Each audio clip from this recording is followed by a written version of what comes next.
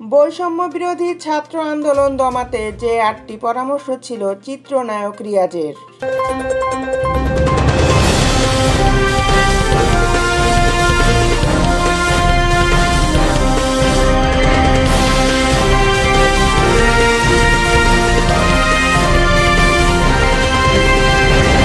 বৈষম্য বিরোধী ছাত্র আন্দোলন থেমে গেলেও তার রেশ এখনও কাটেনি। আন্দোলনকে কেন্দ্র করে ঘটে যাওয়া একের পর এক নানা চাঞ্চল্যকর তথ্য বেরিয়ে আসছে, যা দেখে শিউরে উঠছেন সাধারণ মানুষ। আন্দোলনে তারকাদের মধ্যে অনেকেই ছিলেন শিক্ষার্থীদের পক্ষে, আবার অনেকের অবস্থান ছিল শিক্ষার্থীদের বিপক্ষে। সম্প্রতি আওয়ামী লীগ সমর্থিত শোবিজ তারকাদের আলো আসবে গ্রুপের স্ক্রিনশট ফাঁসে উত্তাল নেট দুনিয়া। ওই গ্রুপের আন্দোলনকালীন নানান বিষয় নিয়ে কথোপকথন চলত। এই গ্রুপের সদস্যদের মধ্যে ছিলেন ফেরদৌস আহমেদ, রিয়াজ থেকে শুরু করে শামিমা তুষ্টি, তানভিন সুইটি, সোহানা সাবা, অরুণা বিশ্বাস, অভিনেতা সাজু খাদেম সহ আরও অনেকে। আর গ্রুপটির নেতৃত্বে ছিলেন সাবেক তথ্য প্রতিমন্ত্রী মোহাম্মদ এ আরাফাত ও সংসদ সদস্য ফেরদৌস আহমেদ। এদিকে গত ২ আগস্ট রাত ১টা ৩০ আলো আসবেই নামক শোবিজ অঙ্গনের আওয়ামীপন্থী শিল্পী ও সাংবাদিকদের নিয়ে তৈরি হোয়াটসঅ্যাপ গ্রুপে আন্দোলন দমিয়ে রাখতে ৮টি পরামর্শ দেন চিত্রনায়ক রিয়াজ। তিনি লিখেন, প্রিয় বন্ধুগণ, সালাম ও কৃতজ্ঞতা। আপনাদের আজকের পারফরমেন্স ও গ্রুপের কথা পড়ে শোকের মাসে জানায় অভিনন্দন। সেই সঙ্গে কিছু কথা। আমি বিশ্বাস করি বঙ্গবন্ধু কন্যার হাত ধরেই আলো আসবেই।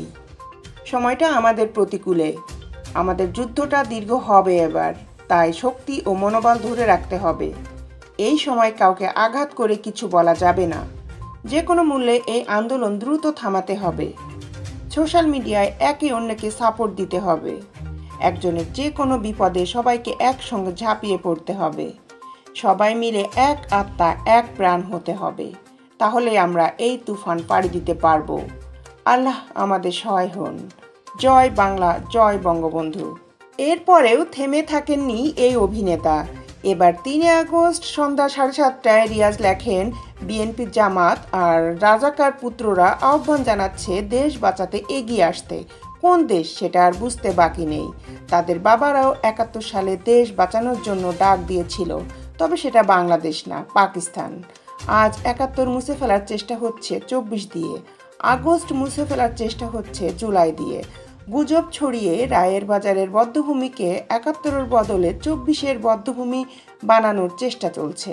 এরপর রিয়াজ আরও লেখেন, সরকার বিরোধী সব অপশক্তি যেখানে নানাভাবে সক্রিয়, তখনও অনেকে এটাকে শুধুমাত্র নিরপেক্ষ ছাত্র আন্দোলন ভাবতেই পারে। সেটা তাদের স্বাধীনতা। কিন্তু আন্দোলনের প্যাটার্ন ও ধ্বংসাত্মক কর্মকাণ্ড প্রমাণ করে ছাত্রদের ঢাল হিসেবে ব্যবহার করে জাতীয় পতাকা আজ খামচে ধরেছে সেই পুরাতন শকুনেরা। এইভাবেই চিত্রনায়ক রিয়াজ একের পর এক পরামর্শ দিতে থাকে এই হোয়াটসঅ্যাপ গ্রুপে। Justice TV, Dhaka.